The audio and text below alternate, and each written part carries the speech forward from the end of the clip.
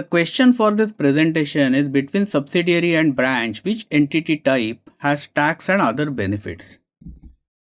And first of all, let's have a look at foreign company options. Let's say that you have a company in Australia, which is shown over here, and you are intending to start your business operations in Singapore.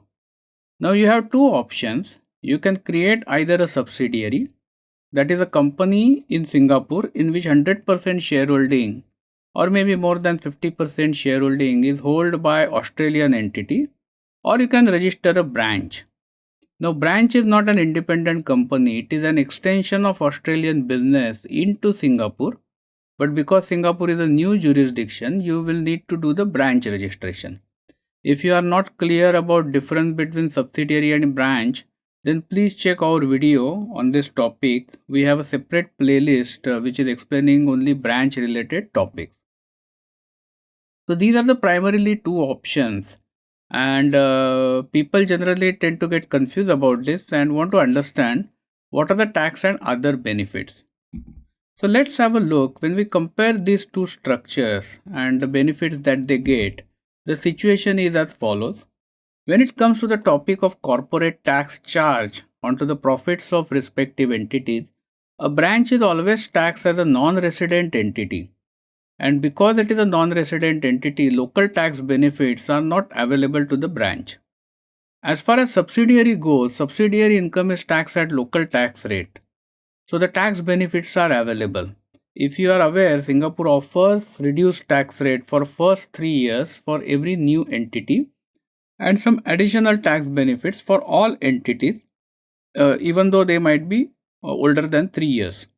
So these benefits are available only to subsidiary company and not to the branch. When it comes to accounting year, branch must follow the parent company accounting year, whereas subsidiary company can follow any accounting year which may be different from that of parent entity. Now I don't really think this is a significant benefit, so I have not put +1 over here. When it comes to the audit of the branch accounts is compulsory. However, in case of subsidiary, it may not be compulsory depending upon what is the size of parent and subsidiary company operations together. So if turnover is less than 10 million Singapore dollars, then audit is not compulsory. So this is again a benefit because there is no extra cost of auditing and any other activities. The next point is, when it comes to filing parent company accounts in Singapore comes, branch parent company accounts must be filed with Singapore ACRA, Accounting and Corporate Regulation Authority, whereas in case of subsidiary it is not required. So this is again a benefit that you are not required to disclose the details unnecessarily. And the last point is changes in parent company constitution, directors or share capital in case of a branch needs to be lodged with ACRA, but that requirement is not there in case of subsidiary company.